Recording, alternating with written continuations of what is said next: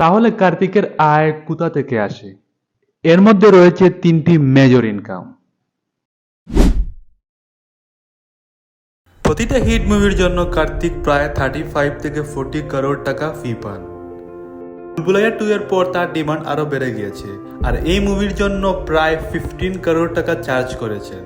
আর recently release হয়েছে বুলবুলাইয়া 3 তে প্রায় 40 থেকে 50 করোড় টাকা ফি পান। আর এই মুভি অনেক ভালো বক্স অফিস কালেকশন করতেছে। প্রায় মাত্র 3 দিনে ইন্ডিয়ান নেট বক্স অফিস কালেকশনে 100 করোড় ক্রস করে ফেলে, আর টোটাল উইকেন্ড কালেকশন হয় 120 করোড়। স্বাভাবিক এই মুভির পর তার ডিমান্ড এবং তার স্যালারি আরো বেড়ে যাবে। তার ইয়থ পপুলারিটির জন্য big brands like Oppo, Emami and Manyavar তার সাথে এন্ডোর্সমেন্ট সাইন করে। এই স্পন্সরশিপস ডিল থেকে তিনি লাখ লাখ টাকা পান। প্রতিটি এন্ডোর্সমেন্ট তার ইনকাম সোর্সের এক বড় পার্ট। কার্তিক সোশ্যাল মিডিয়ায় বেশ অ্যাক্টিভ, আর এই প্ল্যাটফর্মকে ইউজ করে স্পন্সর কন্টেন্ট থেকে ইনকাম জেনারেট করতে পারে।